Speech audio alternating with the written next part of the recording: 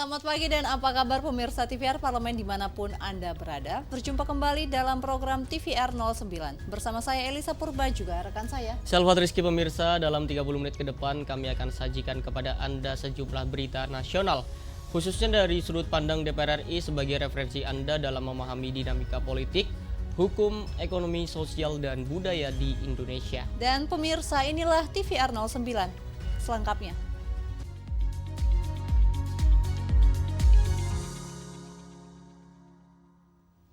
Pemirsa, setelah penetapan AKD di DPR RI selesai, pimpinan DPR RI berencana akan segera mengadakan rapat dengan Komisi 7 DPR RI untuk membahas lebih lanjut rekomendasi kepada pemerintah terkait penguatan industri motor listrik agar pengembangan industri listrik bisa berjalan lancar. Dalam audiensi dengan pimpinan DPR RI, Asosiasi Industri Sepeda Motor Listrik atau AISMOLI menyampaikan aspirasinya agar pemerintah dapat terus mengembangkan industri motor listrik yang berpotensi meningkatkan pendapatan negara. Wakil Ketua DPR RI, Sufmi Dasko Ahmad mengatakan, AISMOLI berharap agar pemerintahan baru dapat meningkatkan industri motor listrik, sehingga industri ini dapat menggenjot pendapatan negara, yakni dengan membuka pasar global dan ekspor motor listrik ke beberapa negara. Asosiasi pembuat motor listrik ini meminta perlindungan kepada pemerintah agar di pemerintahan baru mereka dapat berbuat lebih banyak untuk rakyat dan juga bisa mendatangkan pendapatan kepada negara dengan cara mereka sudah punyai rencana untuk membuka pasar global. Jadi sudah ada tadi beberapa permintaan dari beberapa negara dengan motor listrik kita yang ternyata mempunyai potensi sangat besar. Supaya industri ini bisa berjalan dengan lancar, komponen lokal itu kemudian juga bisa bangkit dan pasar global bisa terbuka. Tidak hanya kemudian dari segi industri tapi dari segi UMKM-nya itu tadi kemudian bisa berjalan dengan baik. Lebih lanjut, Sufmi Dasko menyampaikan, setelah penetapan AKD di DPR selesai, pimpinan DPR RI akan segera mengadakan rapat dengan Komisi 7 DPR RI untuk membahas lebih lanjut rekomendasi kepada pemerintah terkait penguatan industri motor listrik agar pengembangan industri listrik bisa berjalan lancar sambil membangkitkan komponen lokal, membuka pasar global, dan meningkatkan UMKM. Arif dan Handoko, TVR Parlemen melaporkan. Pemirsa, anggota DPR RI menyoroti tingginya angka kemiskinan dan menurunnya daya beli masyarakat Indonesia. DPR RI menilai perlu ada program pemerintah yang langsung menyentuh perekonomian masyarakat. Salah satunya adalah pendampingan bagi para pelaku usaha UMKM. Sebagai fungsi representasi masyarakat Indonesia, anggota DPR RI menyoroti tingginya angka kemiskinan dan daya beli masyarakat. Per Maret 2024, angka kemiskinan mencapai 9,03%, sementara tingkat kemiskinan dalam APBN ditetapkan sebesar 7 hingga 8%. Menurut anggota DPR RI Gamal Albin Said, perlu ada program pemerintah yang langsung menyentuh perekonomian masyarakat, salah satunya adalah pendampingan bagi para pelaku usaha UMKM. Dengan begitu diharapkan roda perekonomian masyarakat dapat berjalan sehingga memberi kontribusi untuk menurunkan angka kemiskinan dan meningkatkan daya beli masyarakat. Kalau kita lihat memang terjadi ya satu problematika dalam konteks kesenjangan sosial termasuk kemiskinan ya. Koefisien Gini kita sekarang 0,389 ya. Itu menunjukkan ada kesenjangan yang signifikan bahkan mulai tahun 2000 sampai sekarang ya, kita tidak mampu memperbaiki ya dan bahkan mengalami peningkatan koefisien Gini yang menggambarkan peningkatan kesenjangan di Indonesia. Sementara itu, anggota DPR RI Slamet mendukung program unggulan pemerintah yakni makan siang bergizi gratis yang akan meningkatkan perekonomian pedesaan. Pasalnya bahan baku makanan seperti beras, ayam, telur, dan susu akan dibeli langsung dari badan usaha milik desa dan koperasi yang melibatkan petani dan peternak lokal. Terkait dengan program makan siang bergizi yang gratis ini memberikan dampak khususnya kepada pelaku pangan kita, yaitu petani dan nelayan kita. Kita tidak ingin nanti makan bergizi gratis ini justru menguntungkan para petani yang ada di luar negeri karena impor. Jadi ini kesempatan yang bagus untuk meningkatkan kesejahteraan dan pemberdayaan dari petani dan nelayan kita. Saya sangat mendukung. Oki dan Bondan, TVR Parlemen melaporkan. Badan Keahlian Sekjen DPR RI telah menggelar lokakarya terkait pedoman partisipasi publik dalam penyusunan naskah akademik dan undang-undang. Kami hadirkan informasinya usai jeda, tetaplah di TVR 09.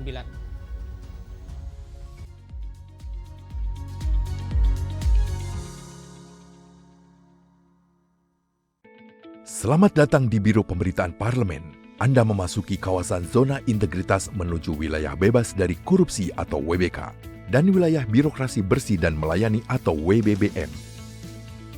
Biro Pemberitaan Parlemen berkomitmen penuh untuk mewujudkan wilayah bebas korupsi dan wilayah birokrasi bersih dan melayani. Komitmen kami, pejabat dan jajaran memiliki komitmen tinggi untuk mewujudkan WBK dan WBBM melalui reformasi birokrasi, khususnya dalam hal pencegahan korupsi dan peningkatan kualitas pelayanan publik. Kedua, bebas dari korupsi dengan terwujudnya wilayah bebas korupsi atau WBK, yang artinya bebas dari KKN, gratifikasi dan dari segala bentuk pungutan liar atau pungli. Terakhir, pelayanan prima dengan terwujudnya wilayah birokrasi bersih melayani, yaitu dengan meningkatnya kualitas pelayanan publik dan tercapainya kepuasan masyarakat terhadap pelayanan.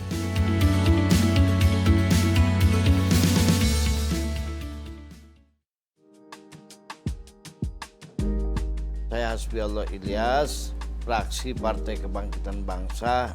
Saya mencalonkan DPR RI atas perintah partai. Alhamdulillah terpilih.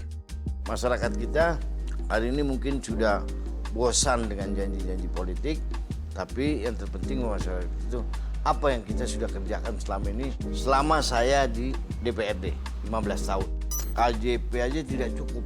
Nah, ini program yang dari Senayan ini, dari DPR RI itu yang kita akan berikan kepada masyarakat. Salah satu contoh pendidikan. Benar atau tidak, anggota dewan itu harus pakai fatwa kemana-mana? Enggak. Benar atau tidak, 3 fungsi DPR adalah pengawasan, legislasi, dan anggaran? Ya, betul. Segera, hanya di TVR Parlemen.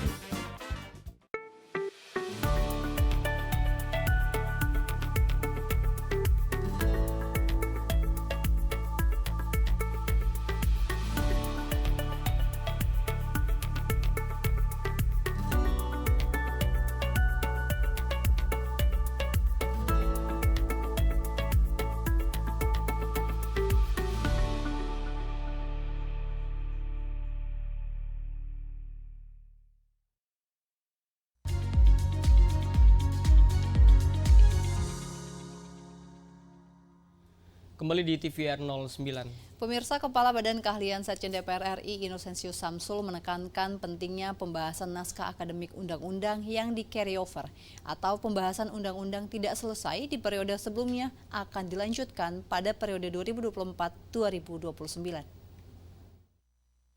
Badan Keahlian Sekjen DPR RI telah menggelar lokakarya terkait pedoman partisipasi publik dalam penyusunan naskah akademik dan undang-undang. Pada kesempatan ini, Kepala Badan Keahlian Sekjen DPR RI Inosensius Samsul menekankan pentingnya pembahasan naskah akademik undang-undang yang di carry over. Artinya sejumlah undang-undang yang pembahasannya tidak selesai di periode sebelumnya akan dilanjutkan pada periode 2024-2029. Meski begitu, Badan Keahlian DPR tidak menutup kemungkinan adanya pembahasan rancangan undang-undang baru, mengingat saat ini sekitar 50% anggota DPR merupakan wajah baru. Dengan kata lain, ada kemungkinan munculnya pembahasan perundang-undangan yang mewakili aspirasi anggota baru.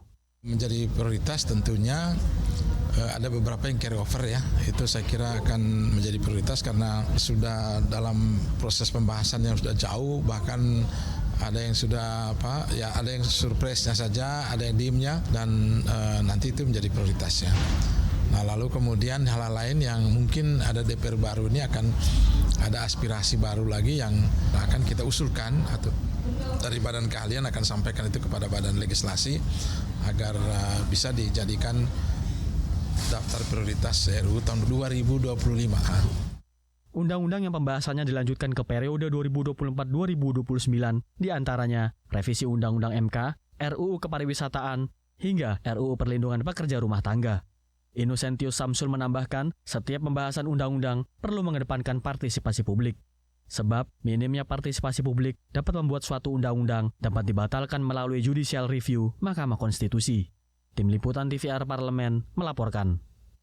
DPR RI mengingatkan pemerintah untuk tingkatkan kewaspadaan terhadap varian baru virus Mpox, mulai dari pencegahan lewat vaksin dan pengetatan di seluruh wilayah pintu masuk ke Indonesia, hingga persiapan fasilitas puskesmas dan rumah sakit.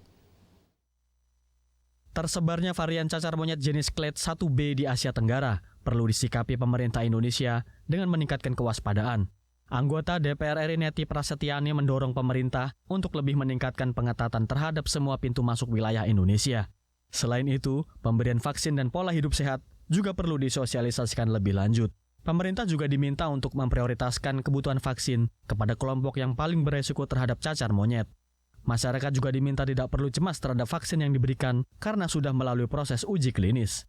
Pemerintah secara khusus juga menyebutkan, waktu itu dikatakan kita akan memberikan perhatian khusus kepada kelompok berisiko yang memang kita sudah sama-sama pahami. Cacar monyet ini justru banyak kejadiannya di kalangan tertentu dengan orientasi seksual tertentu. Nah, oleh karena itu kita harus menggencarkan sosialisasi kepada masyarakat, khususnya keluarga-keluarga Indonesia, agar anak-anak kita, remaja kita, anggota masyarakat kita tercegah dari perilaku yang memang berisiko ya terhadap paparan atau kejadian cacar monyet tersebut. Dan terakhir, kita juga mengingatkan pada pemerintah sebelum ini menjadi sebuah lonjakan kasus yang besar, maka pemerintah juga sudah mulai harus memitigasi kebutuhan vaksin harus disediakan pada kelompok-kelompok berisiko yang harus kita bantu dengan vaksinasi. Lebih lanjut, Neti Prasetyani menitik beratkan pada kesiapan sektor hulu dalam pencegahan sebaran kasus cacar monyet. Dengan kata lain, tidak hanya kesiapan fasilitas kesehatan di puskesmas atau rumah sakit saja yang perlu diperkuat, tetapi perlu sosialisasi yang kuat terhadap pola pengasuhan yang tepat di lingkup keluarga. Pasalnya balita dan lansia termasuk dalam kelompok masyarakat yang rentan tertular cacar monyet. Tim Liputan TVR Parlemen melaporkan. Anggota DPR RI Tertua Guntur Sasono berharap kehadiran milenial akan berperan penting untuk menangkap berbagai kepentingan rakyat yang berkembang menyesuaikan zaman. Terlebih, pemerintah mencanangkan agenda Indonesia Emas pada tahun 2045. Sebanyak 580 anggota DPR RI periode 2024-2029 resmi dilantik pada 1 Oktober lalu. Menduduki kursi sebagai wakil rakyat merupakan sebuah amanah untuk memperjuangkan kepentingan masyarakat. Semangat itulah yang terus dibawa anggota DPR RI Guntur Sasono, salah satu anggota DPR yang mendapat amanah rakyat hingga 5 periode. Ia bahkan ditunjuk sebagai pimpinan sementara dalam sidang pelantikan dan paripurna 1 Oktober 2024. Di usia yang mencapai 78 tahun, Guntur berharap para anggota Dewan Milenial dan publik figur dapat membawa perubahan positif. Menurutnya, kehadiran milenial akan berperan penting untuk menangkap berbagai kepentingan rakyat yang berkembang menyesuaikan zaman. Terlebih, pemerintah mencanangkan agenda Indonesia Emas pada tahun 2045. Kita ini sudah berikrar 2045 Indonesia Emas, tinggal 20 tahun lagi. Kalau milenial ini tidak ditata mulai dari sekarang dan mereka tidak punya kebangkitan, kemajuan dunia teknologi yang demikian cepat, kadang-kadang sok lupa kita kepada strategi, karena yang dikejar adalah kecepatan. Nah, di sini milenial menangkap itu. Insya Allah milenial makin banyak yang terjun ke politik, itu berarti lebih banyak akan menangkap bagaimana kehidupan yang sebenarnya di masyarakat. Jadi saya menganggap positif itu. Guntur Sasono menambahkan, anggota DPR sudah seharusnya dekat dengan masyarakat. Kedekatan itu akan membuka komunikasi yang lebih lancar, sehingga aspirasi masyarakat dapat tersampaikan dengan baik. Tim Liputan TVR Parlemen melaporkan. Pemirsa, berdasarkan data BPS, per September 2024 angka deflasi di Indonesia mencapai 0,12%. Hal ini disebabkan setidaknya oleh 2 faktor, yakni menurunnya daya beli kelas menengah masyarakat dan ketidakpastian kondisi politik Indonesia akibat masa transisi pemerintahan Joko Widodo ke Presiden terpilih Prabowo Subianto. Dan kami hadirkan informasinya sesaat lagi, tetaplah di TVR 09.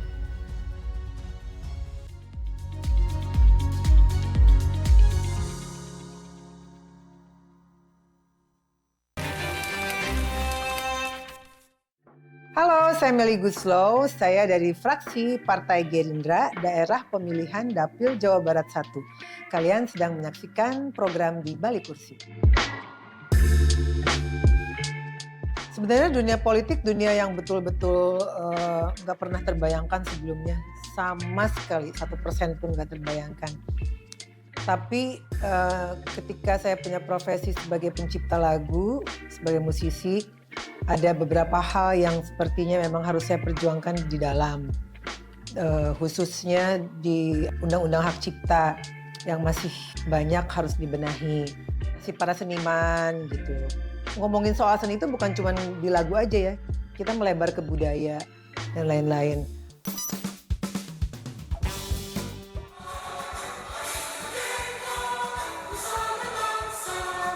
Hari lahirnya engkau Indonesia, merdeka, sekali merdeka tetap merdeka. Deg-degan.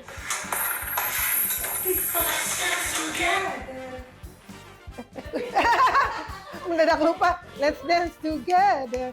Get on the dance floor, the party will start. Let's dance together, let's party and turn off the light. Aku lagu sendiri suka nggak apa. Tetap kahiji, rukun sakabehna, gitulah pokoknya mah. Segera, hanya di TVR Parlemen.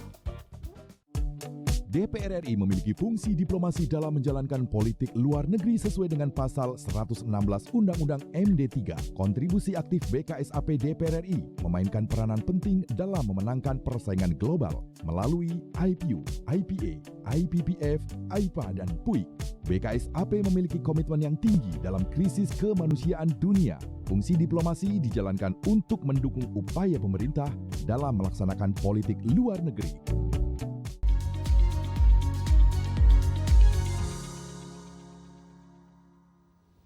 Kembali di TVR 09. Pemirsa, DPR RI menilai menurunnya kelas menengah disebabkan karena tidak adanya keseimbangan antara pendapatan masyarakat dengan kenaikan harga di pasar, sehingga berdampak pada penurunan daya beli.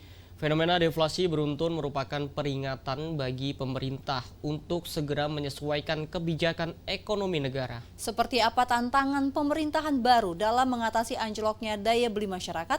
Simak informasi mendalam yang telah dirangkum oleh tim redaksi TVR Parlemen dalam segmen Lensa Parlemen. Berikut ini.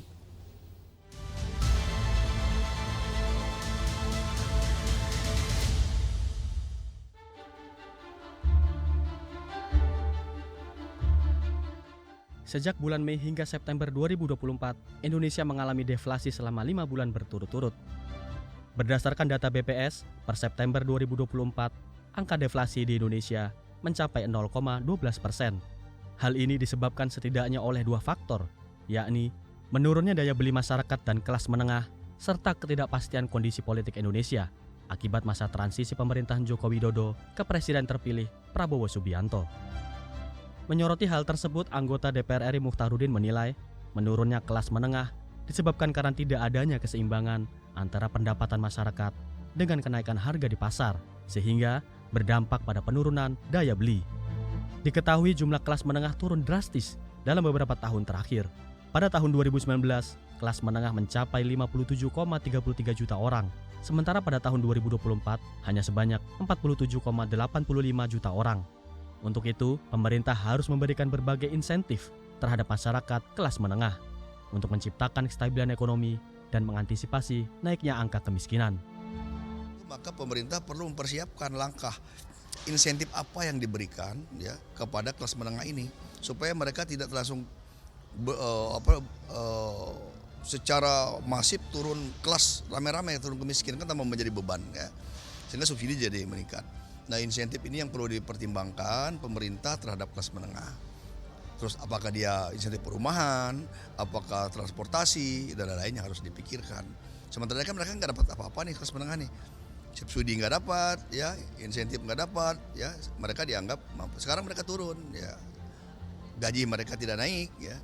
Nah, ini yang harus dilakukan oleh kebijakan. Insentif kelas menengah perlu dipikirkan supaya mereka tidak tetap menjaga daya belinya gitu loh. Dengan daya beli naik, berarti deflasi juga akan berangsur-angsur membaik gitu loh. Karena kan indikasinya kan karena daya beli masyarakat menurun. Fenomena deflasi beruntun merupakan peringatan bagi pemerintah untuk segera menyesuaikan kebijakan ekonomi negara. Meskipun deflasi diprediksi akan berakhir pasca dilantiknya presiden terpilih, namun pemerintah tetap perlu menjaga kebijakan fiskal dan cadangan devisa negara dalam APBN yang berperan sebagai shock absorber. Pemerintahan mendatang diharapkan mampu memberikan solusi jangka pendek dan jangka panjang untuk mengatasi kondisi ekonomi saat ini, utamanya yang mempengaruhi kemampuan konsumsi dan kesejahteraan masyarakat. DPR RI juga ingatkan pemerintah untuk terus mengontrol kenaikan harga komoditas guna meredam potensi kenaikan inflasi dan deflasi.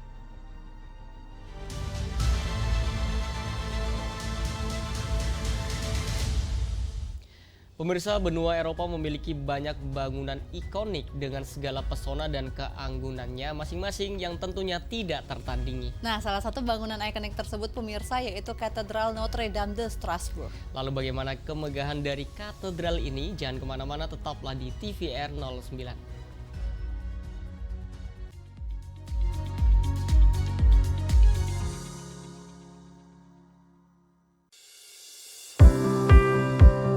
Mengenal tugas dan fungsi DPR RI. Dewan Perwakilan Rakyat atau DPR adalah lembaga negara yang mewakili aspirasi rakyat. Kehadiran DPR RI merupakan salah satu bukti bahwa Indonesia merupakan negara demokrasi. Sebagai salah satu lembaga perwakilan rakyat, apa saja tugas dan fungsi yang diemban DPR RI?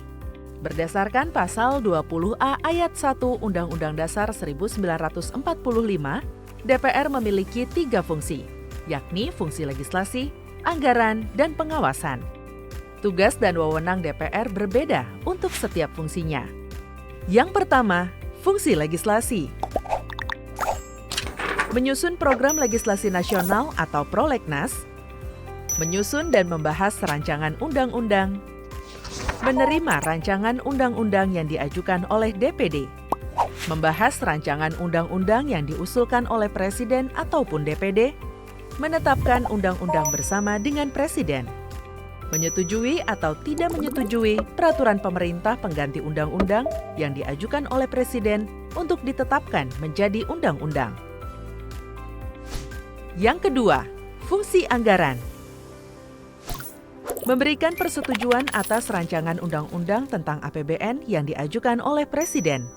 Memberikan persetujuan terhadap pemindahtanganan aset negara maupun terhadap perjanjian yang berdampak luas bagi kehidupan rakyat yang terkait dengan beban keuangan negara. Menindaklanjuti hasil pemeriksaan atas pengelolaan dan tanggung jawab keuangan negara yang disampaikan oleh BPK. Memperhatikan pertimbangan DPD atas rancangan undang-undang tentang APBN dan rancangan undang-undang terkait pajak, pendidikan, dan agama. Yang ketiga, fungsi pengawasan. Fungsi pengawasan, DPR bertugas melakukan pengawasan terhadap pelaksanaan Undang-Undang APBN dan kebijakan pemerintah, serta membahas dan menindaklanjuti hasil pengawasan yang disampaikan oleh DPD. Demikian penjelasan tentang tugas dan fungsi DPR menurut Undang-Undang. Informasi ini dipersembahkan oleh TV dan Radio Parlemen, Biro Pemberitaan Parlemen, dan Sekretariat Jenderal DPR RI.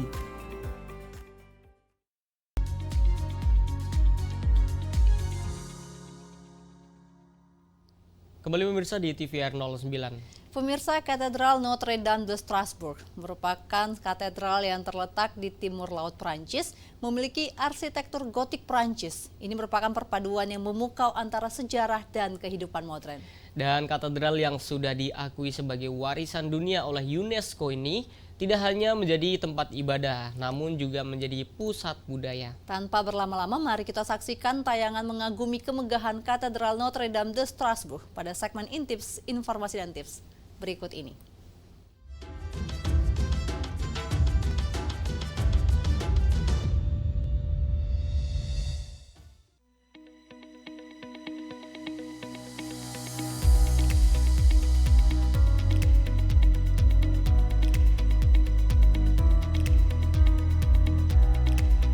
Pemirsa, di benua Eropa yang kaya akan sejarah dan budaya, kita dapat menemukan berbagai bangunan ikonik yang membawa pesona dan keanggunan tak terbandingkan. Termasuk di Prancis, tanah yang dihiasi dengan keindahan, keberagaman budaya, dan sejarah yang tajam. Prancis menjadi tuan rumah bagi beberapa landmark paling ikonik di dunia. Mulai dari kemegahan Eiffel Tower yang menghiasi langit Paris dengan romantismenya, hingga kemegahan Katedral Notre Dame di Strasbourg yang mencapai langit-langit kota Strasbourg, Alsace, Prancis. Mungkin banyak dari kita yang belum familiar dengan kota Strasbourg. Kota indah ini terletak di timur laut Prancis, merupakan perpaduan memukau antara sejarah dan kehidupan modern. Kita bisa menemukan jalan-jalan berbatu, kanal-kanal yang mempesona, dan arsitektur yang menggoda, termasuk ikon kota ini, Katedral Notre Dame de Strasbourg. Sekarang, mari kita jelajahi kemegahan Katedral Notre Dame de Strasbourg yang seolah mengajak kita untuk merenung dan mengejar masa lalu yang kaya dan menyelami pesona yang tak tergoyahkan dari negeri ini.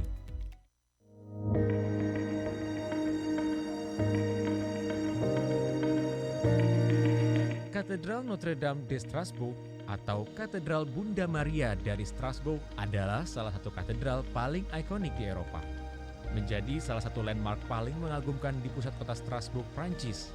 Katedral ini memiliki sejarah yang kaya. Sejarah Katedral Notre Dame de Strasbourg dimulai pada abad keempat, ketika bangunan gereja pertama didirikan di situs ini. Namun, bangunan ini telah mengalami beberapa kali perubahan besar selama berabad-abad. Katedral yang kita kenal sekarang dimulai pada abad ke-12 ketika pembangunan katedral gotik dimulai. Ada menara utara Katedral Notre Dame de Strasbourg yang pernah menjadi menara tertinggi di dunia pada abad ke-15 dengan ketinggian sekitar 142 meter.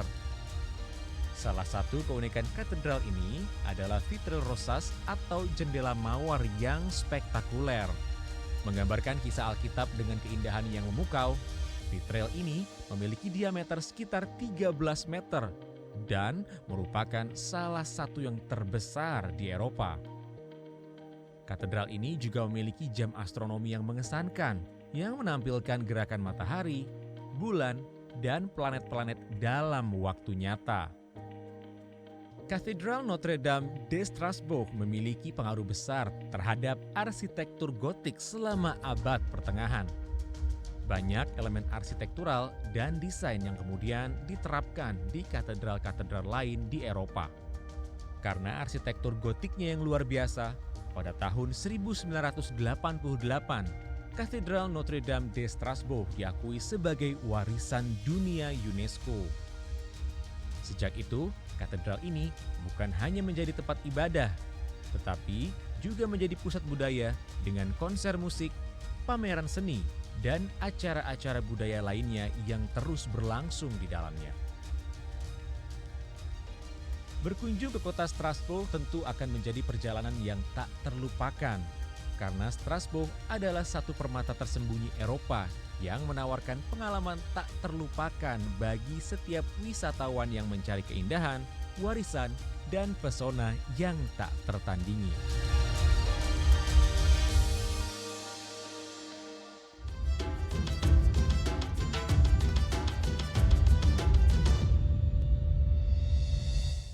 Itu dia tayangannya untuk Anda pemirsa, dan di penghujung acara kami informasikan kepada Anda agenda DPR RI pada hari ini Selasa 15 Oktober 2024. Di mana DPR RI akan melaksanakan rapat paripurna DPR RI ketiga masa persidangan 1 pada pukul 9:30 pagi ini pemirsa. Membahas mengenai penetapan jumlah alat kelengkapan Dewan beserta penetapan jumlah keanggotaan fraksi serta pimpinan-pimpinan pada alat kelengkapan Dewan. Dan tentunya pemirsa, demikianlah TVR 09 edisi pagi ini. Kami segenap kru TVR Parlemen yang bertugas mengucapkan terima kasih telah menyaksikan. Ada saya Elisa Purba, juga rekan saya Syalfat Rizky pemirsa, sampai berjumpa kembali di TVR 09 selanjutnya. TVR Parlemen, Referensi Indonesia.